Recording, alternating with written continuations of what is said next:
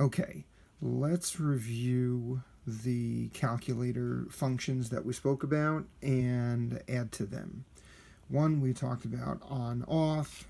We talked about if the screen goes blank, that means the calculator timed out, and just press on to go back. If you want to turn it off, excuse me, you can either just close it up or press second on, which you'll see the word off in blue, which tells you the second function, the blue function on this calculator, leads to the off, which is on top of the on button. Okay?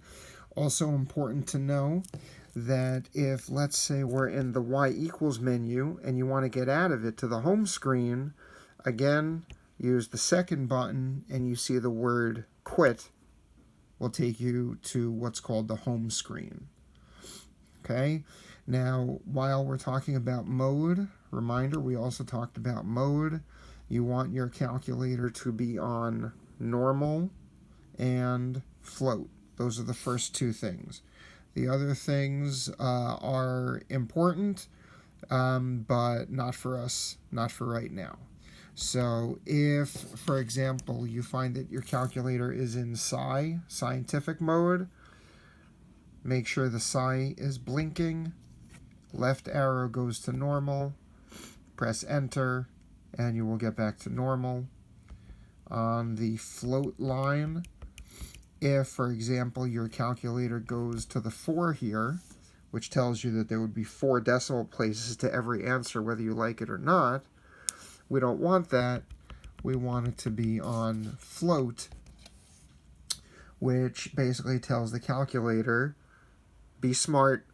If my answer doesn't have decimals, just give me as a whole number. 5 times 6 should be 30, not 30.00. Good. So we will second mode, which does quit, and that takes us back to the home screen. Now, a reminder also, we talked about the variable on this calculator is x, t, that's the Greek letter theta, or the little n.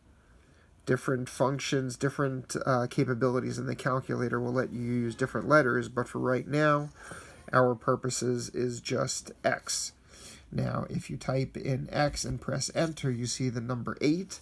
That just means that the last thing the calculator calculated and put into the x slot was an 8.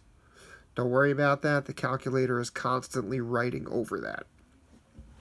Okay, that's the variable. I'm going to press second quit. Clear. Clear is my home screen. Great.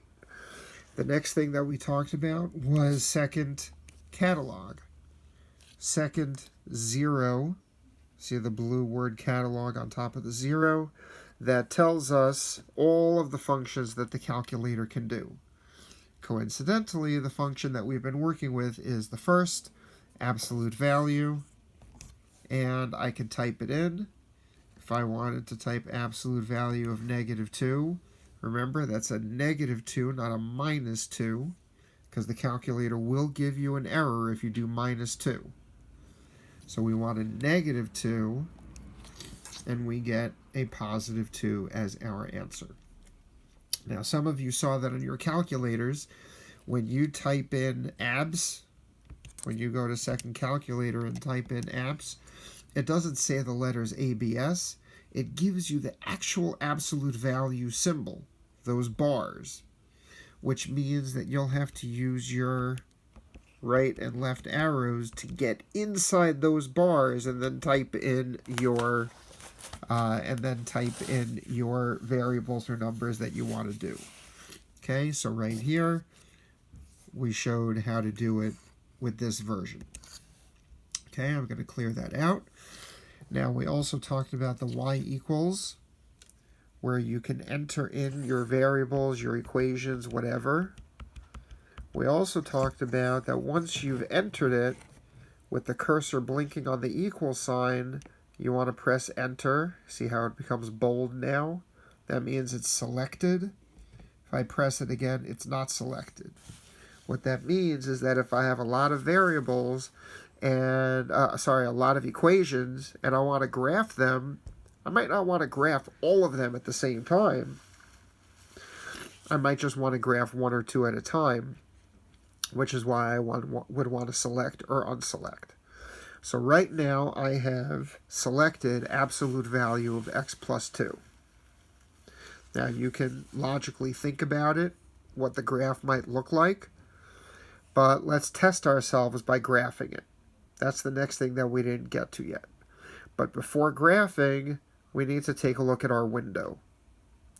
You're going to see a bunch of words here. X min tells me the minimum x value in the window that I want to look. X max is 10. So my xy coordinate graph that I'm going to graph goes from x equals negative 10 to x equals positive 10. This XSCL, just make sure it's a 1. Don't worry about what it means right now. It means the x scale, but keep it 1. That'll keep it simple. Now, similarly, on the y-axis, I have my minimum is negative 10, and my maximum is positive 10.